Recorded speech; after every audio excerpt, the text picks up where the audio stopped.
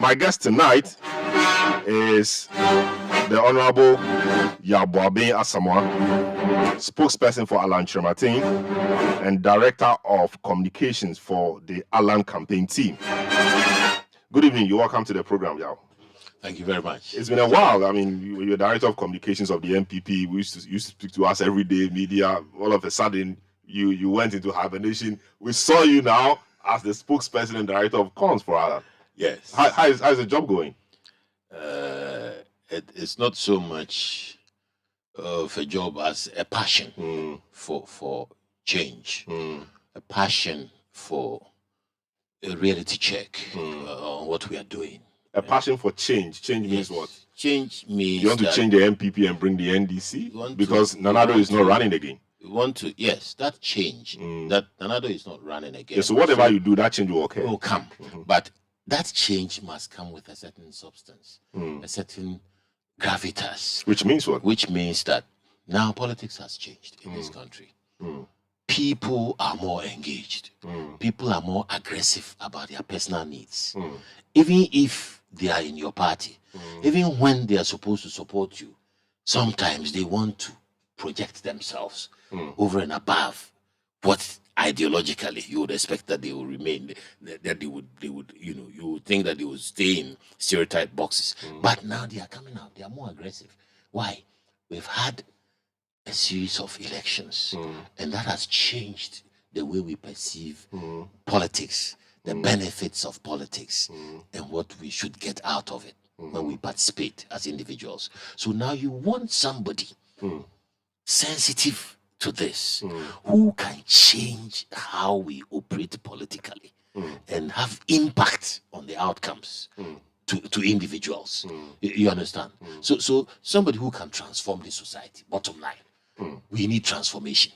And I think that Alan is that person, from his track record, from everything he has done, from his persona, his personality, and from his vision. What he says, what he does, you can see that he has that essence of transformation in him. Transformation is different from change. So how do you mean by transformation, really? I mean, he's been in government. He was in Kufuor's government. He was Minister for Trade and Industry and the PSIs at some point. And in this administration, for 6 years, he's been Trade Minister. What transformation did they bring to the governance of this country, at least as a minister? Okay, so we can have the kind of change that keeps us paddling. After a few years, we are stable, then we go back to the IMF. That's change. We can have change where the president's term ends and he moves on.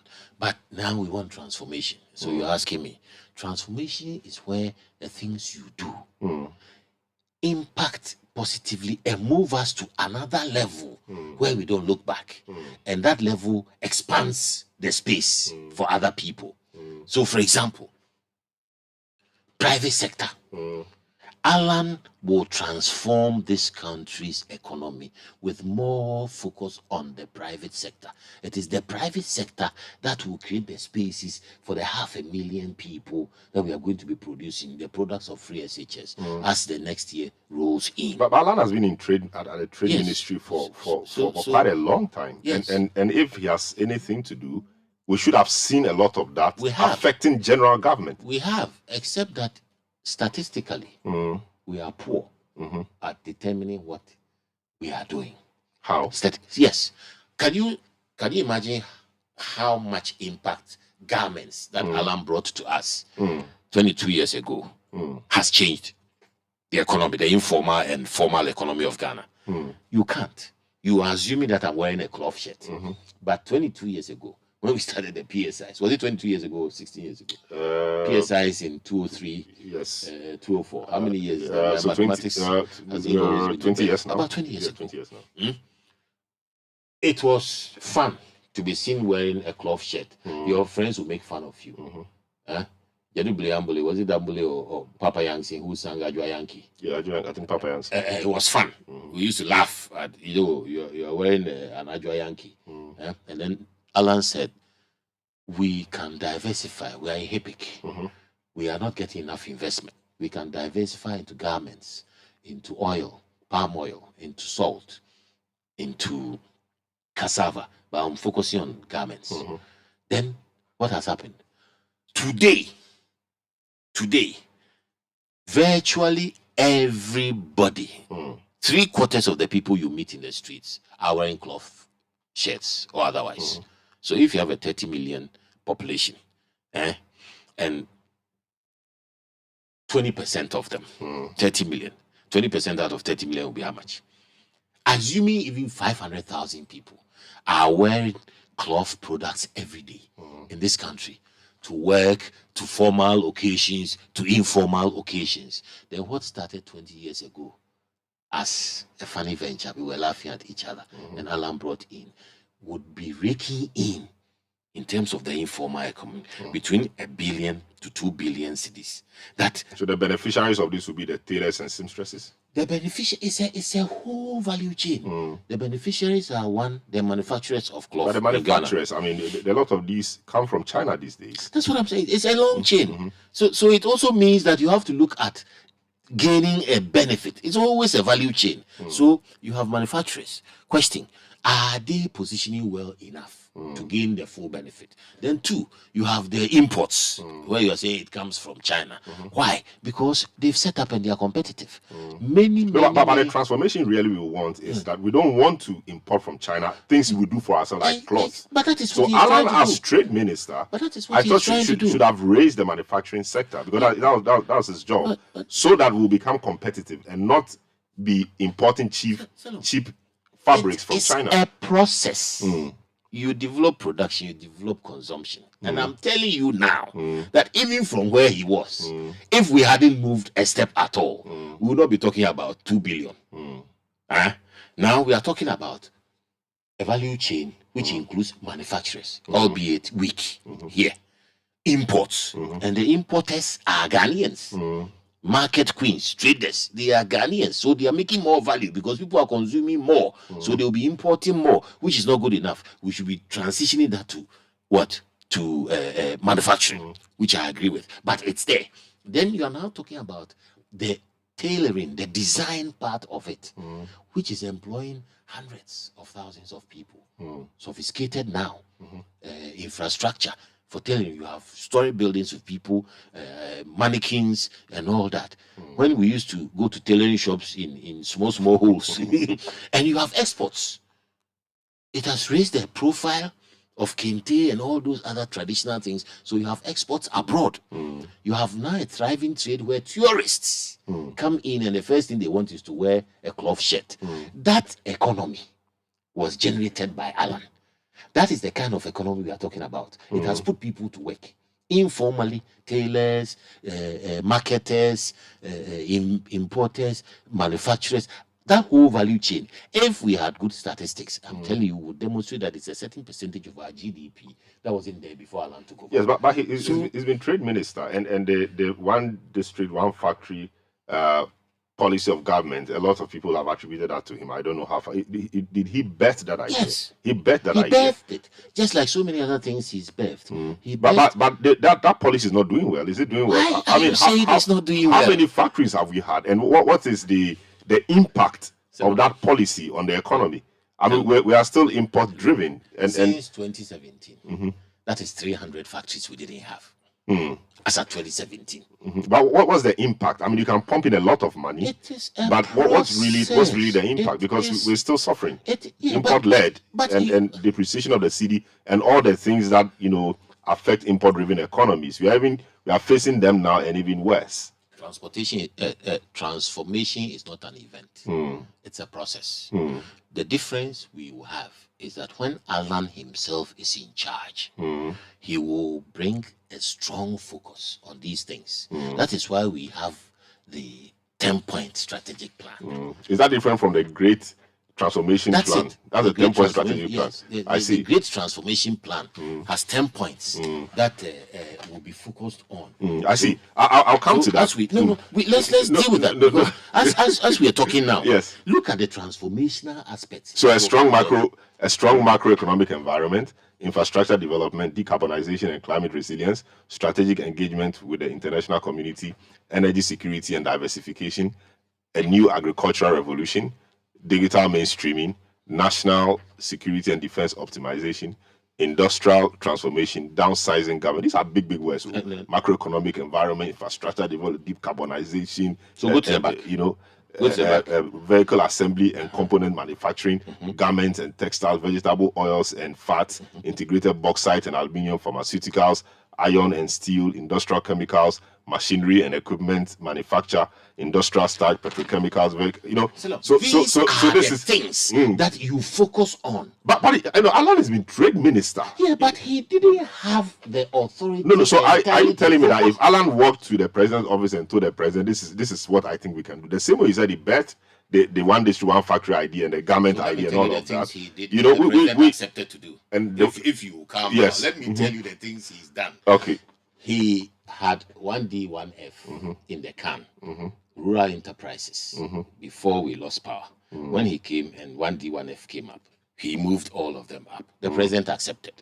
Question, implementation, you said you haven't done so well. And now I'm saying that when he has the vision and he has the focus and he's investing in the vision and bringing on board the private sector effectively the way he wants it done, you will see a difference. But even then, it is 300 factories more than we had in 2017. Can we acknowledge that? The 300 factories, I mean, some are just extensions of other factories. But it is, if it was a factory that wasn't doing well, and it's now been extended and is doing well, like the Ako Farms, if it wasn't doing well.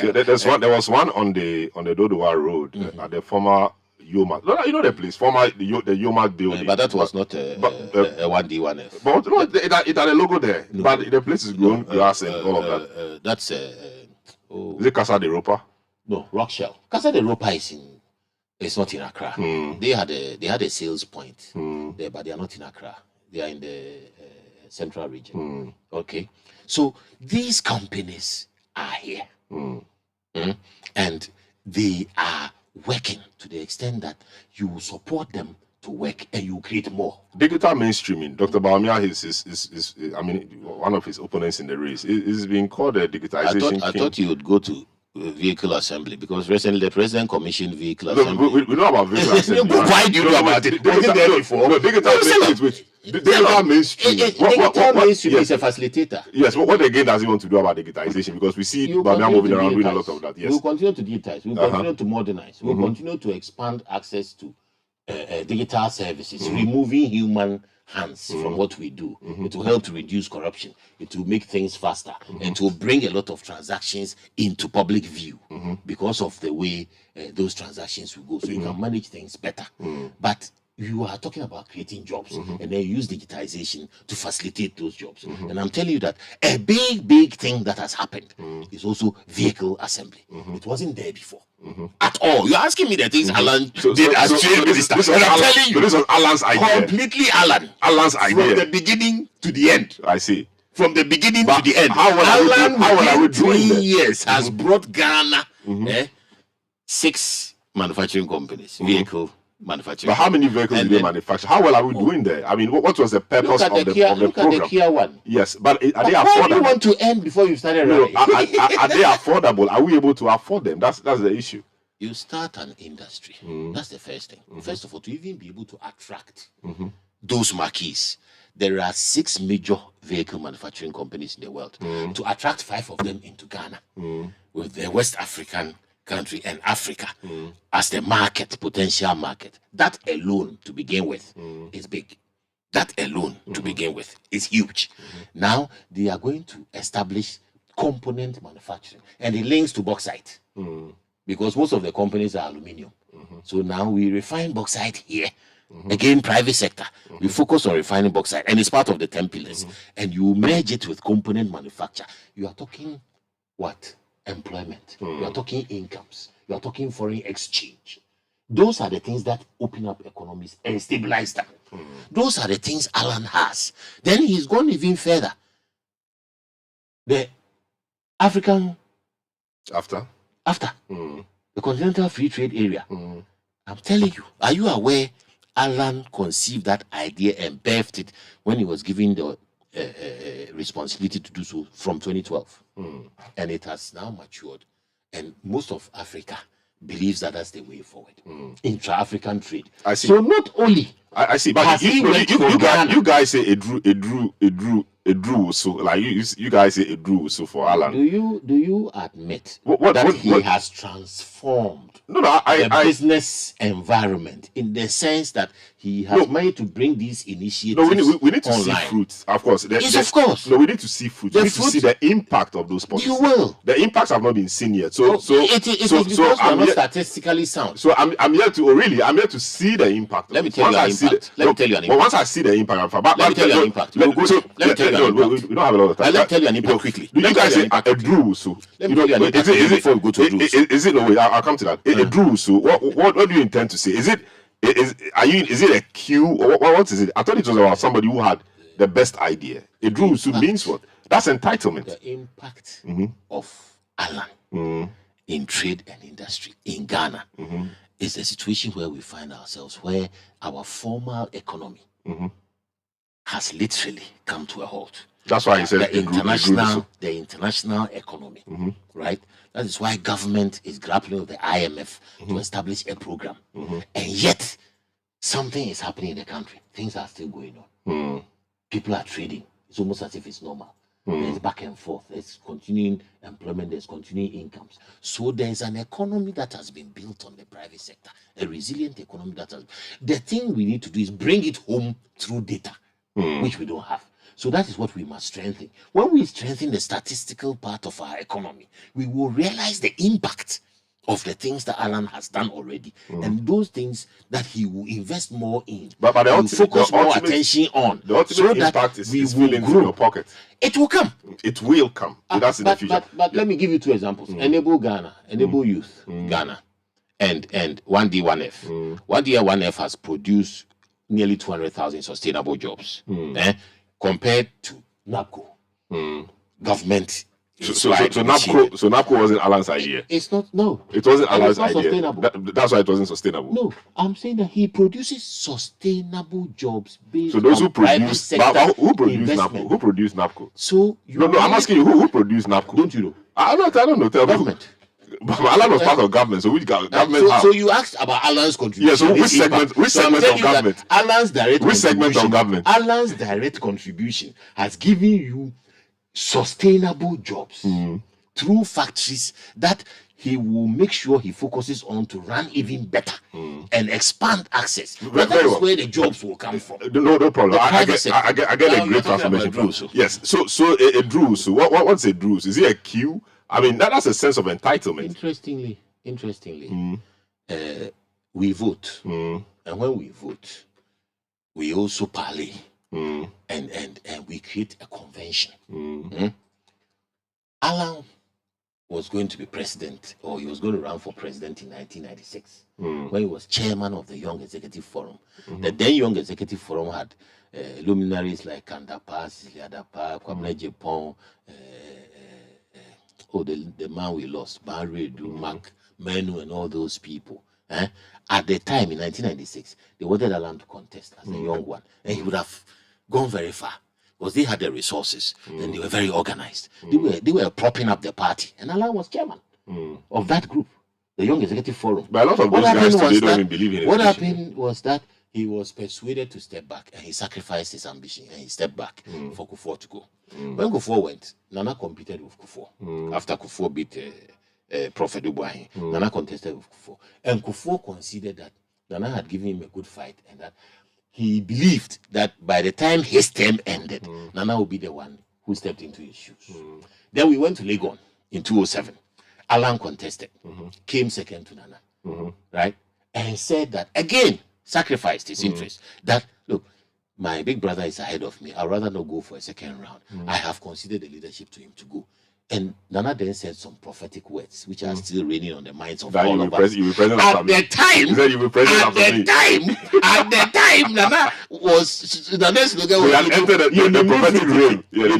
that was a cue. Yes. Now the modern version of Yidimufiti is when Nana said that Alan Kyerematen will be president. Exactly. I recall that. So Edru also is a version of Yidimufiti, but it's not just a cue. It is a fact that He has also worked very hard in the party and in the government because YEF was a mainstay in the party. Yes, very strong pillar. Very well. There are people who have questioned his base in the party. What's now Alan's base in the party?